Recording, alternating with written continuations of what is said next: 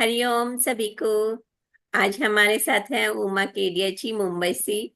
आज हम सुनेंगे उनके मुख से एक वाणी पर उनके भाव विचार। हरिओम उमा जी। हरिओम नविता दीदी। सबसे पहले तो मैं आपको बहुत बहुत धन्यवाद देती हूँ कि गुरुदेव की वाणी पर कुछ शब्द बोलने का मौका आपने मुझे दिया।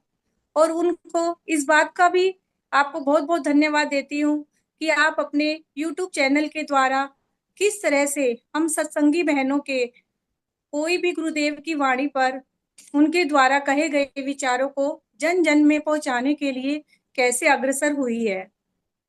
अभी गुरुदेव की वाणी है, जीवन भार यदि नहीं आधार। बहुत सुंदर वाणी, गुरुदेव की वाणी। गुरुदेव इस वाणी पर भाव दे रहे हैं कि ये मनुष्य जीवन, जो कि कहा जाता है कि हमें 84 लाख योनियों के बाद ये, मतलब 84 लाख योनियां भोगने के बाद ये जीवन हमें मिलता है। और यह जीवन एकदम अमूल्य निधि है हमारे लिए। पर हमारे लिए तो ये अमूल्य जीवन जो है वो हमने भारी बना रखा था। कब तक? जब तक हम गुरुदेव की शरण में नहीं आए थे, सत्संग से नहीं जुड़े थे। ये जीवन हमारे लिए भार क्यों था? क्यों? क्योंकि हम अभी तक कर्तापन के भाव में ही जी रहे थे। क्योंकि हमें अज्ञान था, अंधकार में थे हम, कि सब कुछ करने वाले जो है वो सिर्फ और सिर्फ हम ही है। हम ऐसा ही सोच रहे थे। लेकिन अगर हमारे मन की चाही नहीं होती, दुनिया में भी वैसा हमें सम्मान नहीं मिलता, और जैसा कि हम स्वयं के लिए सोचते हैं, या कोई कार्य हम शुरू करते हैं और वो कार्य हमारा पूरा नहीं होता, तो हम दुखी से हो जाते थे। और हम दुखी होते थे तो हमारे अंदर नेगेटिविटी के विचार इतने अधिक भरने लगते थे कि हम मन पर एक भार सा ले लेते थे। और हमें लगता था कि ये जीवन हमें क्यों मिला, क्यों हमें ये जीवन दिया परमात्मा ने। और ये जो जीवन था, ये इस जीवन को हम कोसने लगते थे। और हमें लगता था कि ये जीवन तो बेकार है, क्योंकि दुखी भरा जीवन किसी को अच्छा नहीं लगता।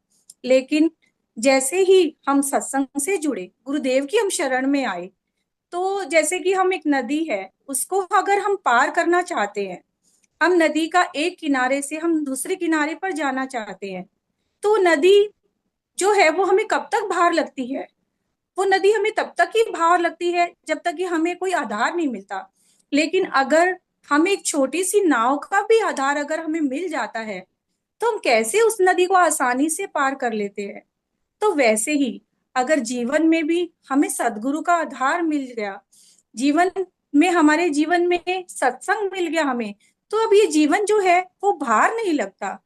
बल्कि वो भार क्यों नहीं लगता हमें? क्योंकि सदगुरु जो है वो हमें अपनी सुंदर सुंदर वाणियां सुनाकर, हमें समझाकर, अनुभव में लाकर, हमें कितना कुछ, मतलब अपने अनुभव दे देकर हमें ज्ञान की दृष्टि देते हैं।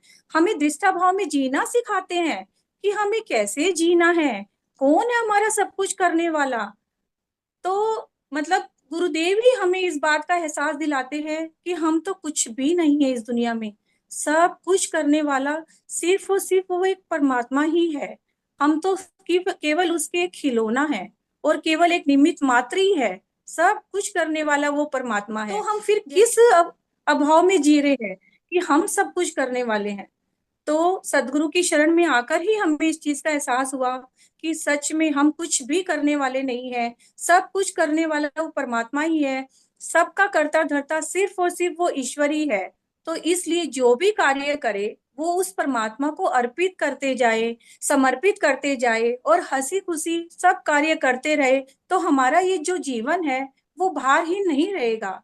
बल्कि हम हमारा जो जीवन जिसे भार समझते थे, वो उपहार के रूप में हमें समझ में आने लग जाएगा। हमें लगेगा कि हमारा ये जीवन जो है अब भार नहीं बल्कि उपहार है उस परमात्मा के। हरिओम दीदी। हरिओम। बहुत अच्छा, बहुत सुंदर भाव सुना हमने।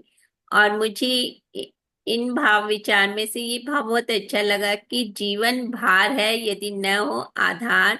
यानी कि जब तक आधार नहीं होता जीवन में, तब तक हम एक तो खुद को ही कर्ता मानते हैं, तो खुद को कर्ता मानने के कारण भारी बना लेते हैं जीवन को। जैसे कहा ना कि जब मनचाही नहीं होती है तो नेगेटिविटी में घिर जाते हैं, क्योंकि खुद को कर्ता मान रखा है इसलिए नेगेटिविटी में घिर जाते हैं, और वो ही हमारी भार का कारण बनता है।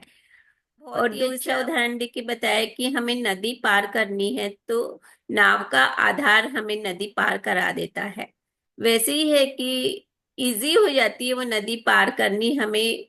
वैसे ही कहा कि जीवन में भी यदि किसी का आधार होता है, यानी कि सदगुरु का जब हमें आधार मिलता है, तो जीवन ये हमें भार नहीं लगता है, क्योंकि वहां हम समझ जाते हैं, जान जाते हैं कि हम निमित्त मात्र हैं, हम करने वाले नहीं हैं।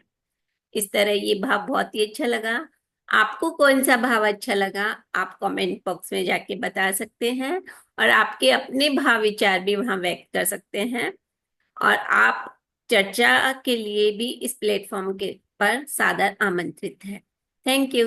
हरिओम। हरिओम। धन्यवाद दीदी। हरिओम हरिओम।